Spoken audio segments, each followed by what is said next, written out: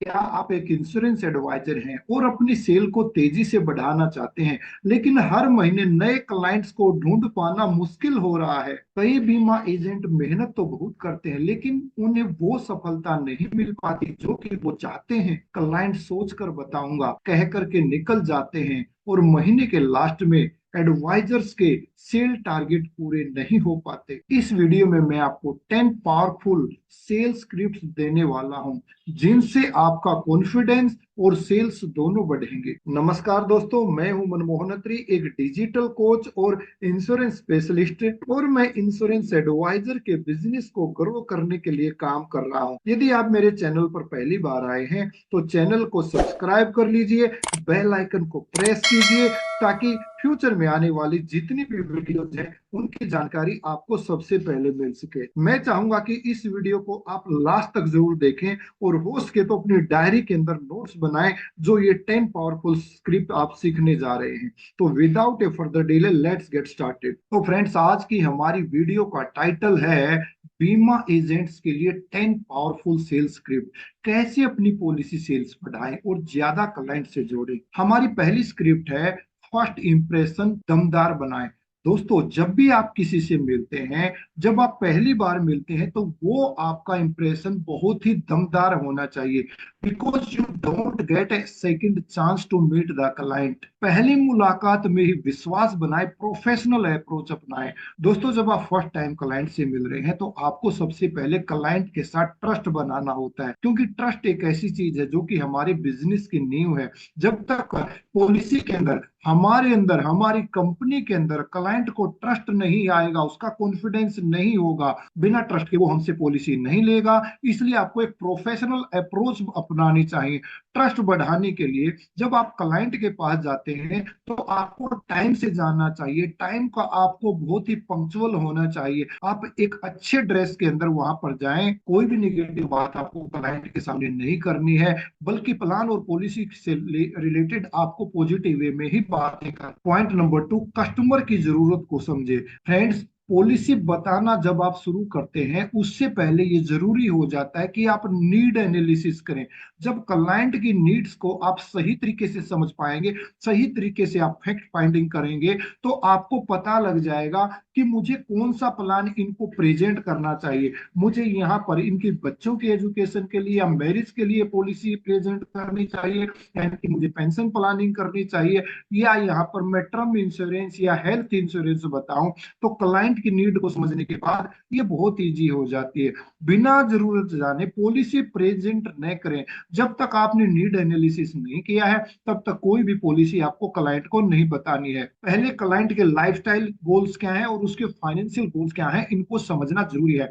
Point number 3, सही सवाल पूछें। फ्रेंड्स, हमारे प्रोफेशन के अंदर जो सवाल पूछता है वो जीतता है। इसलिए आपको ऐसे क्वेश्चन पूछने चाहिए जिनका क्लाइंट पॉजिटिव वे में आंसर दे, और एक या दो वर्ड में आंसर ना दे करके वो पूरी अपनी सिचुएशन को हमारे सामने क्लेरिफाई करे। सही सवाल पूछकर ग्राहक की जरूरतों को समझे और उपयुक्त पॉलिसी सजेस्ट करें। फ्रेंड्स, दो तरह के क्वेश्चन होते हैं, एक होते हैं क्लोज एंडेड क्वेश्चन, एक होते हैं open ended question. Close ended question वे होते हैं जिनका क्लाइंट यस या नो में आंसर देता है, जबकि ओपन एंडेड क्वेश्चन वे होते हैं जिनका क्लाइंट सही तरीके से आपको आंसर देता है और उसकी नीड आप समझ पाते हैं। जैसे आपने पूछा, फ्यूचर में आप अपने बेटे को क्या बनाना चाहते हैं, तो क्लाइंट इसका आंसर यस या नो में नहीं दे सकता, बल्कि वो बताएगा कि मैं अपने बेटे को डॉक्टर बनाना चाहता हूं या एक चार्टर्ड अकाउंटेंट बनना चाहता हूं, etcetera. Point number 4, story telling का इस्तेमाल करें।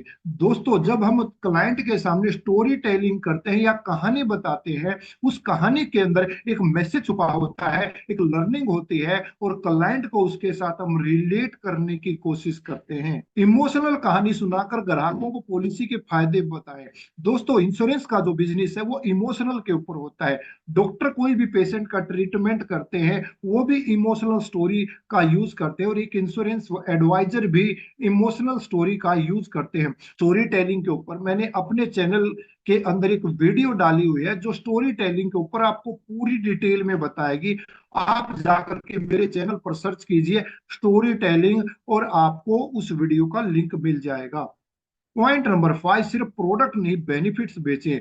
दोस्तों आप केवल एक पॉलिसी बेचने वाला ना बनिए कि कोई भी पॉलिसी है उसके फीचर आपने बताए, सर इसमें एंट्री ये है, इसमें ये मिलेगा, ऐसा ना करके, बल्कि वो पॉलिसी क्लाइंट की लाइफ में क्या रोल प्ले कर सकती है, क्या वैल्यू एड कर सकती है, वो बेनिफिट्स आपको बताने हैं।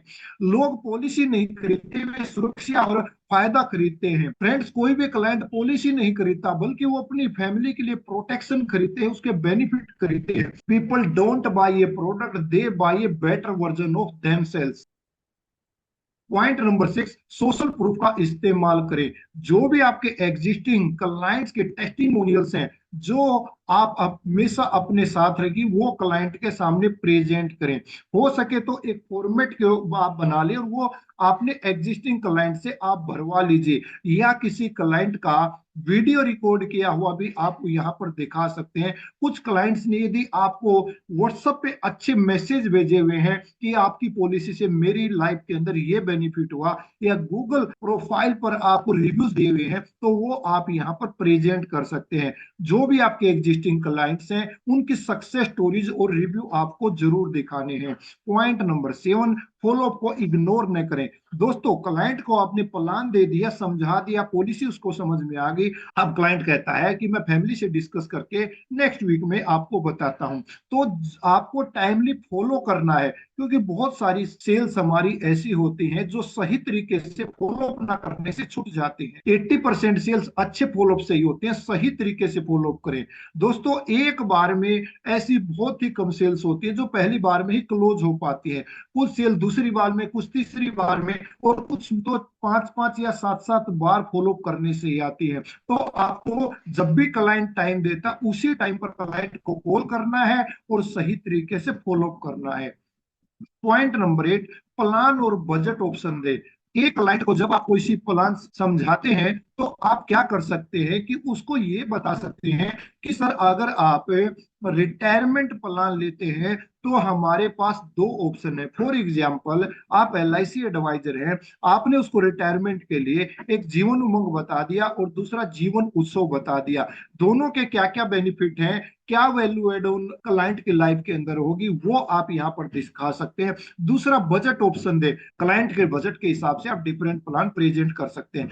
जैसे आप यहाँ पर एक 2 लाख रुपए प्रीमियम का प्लान क्लाइंट को दिखाते हैं, दूसरा आप 1.5 लाख रुपए प्रीमियम का प्लान क्लाइंट को दिखाते हैं, तो जब क्लाइंट के सामने दो ऑप्शन होते हैं तो दो में से वो एक चूज करता है। लेकिन अगर आप एक ही प्लान दिखाएंगे तो वहां उसको चॉइस नहीं मिल पाती, ऑप्शन नहीं मिल पाता। आप कभी शॉप पर जाएंगे तो वहां पर सेल्समैन देखेंगे तो वो आपके सामने ऑप्शन दिखाता है। मान लीजिए आपने अपने लिए कोई अच्छा सा ब्लेजर लेना है, तो वो आपको दो तरह के कोट या ब्लेजर दिखाता है, सर इसमें ये बेनिफिट है, इसमें ये बेनिफिट है, और हर आदमी ऑप्शन देखना पसंद करता है।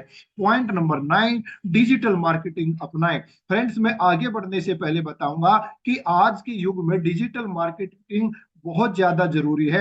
अगर एक इंश्योरेंस एडवाइजर डिजिटल मार्केटिंग का सही तरीके से यूज करना सीख जाए, डिजिटल मार्केट से फेसबुक और इंस्टाग्राम, यूट्यूब के माध्यम से किस प्रकार से लीड जनरेट की जाती है, यदि आप ये सही तरीके से सीख लेते हैं तो आपका बिजनेस कई गुना बढ़ सकता है।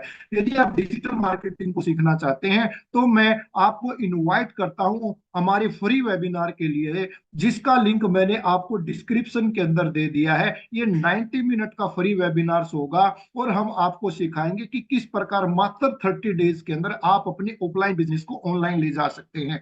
डिस्क्रिप्शन के अंदर जाकर के उस लिंक पर क्लिक करके आप अपने आप को इनरोल कर सकते हैं, और हम आपसे उस वेबिनार के अंदर जल्दी ही मिलने जा रहे हैं। तो सोशल मीडिया और वीडियो कंटेंट का उपयोग करके ज्यादा से ज्यादा तक लोग आप पहुंचे।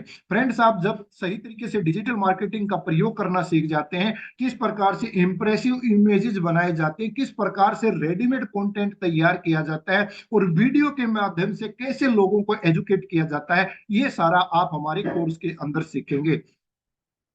Point number 10, long term relationship बनाए।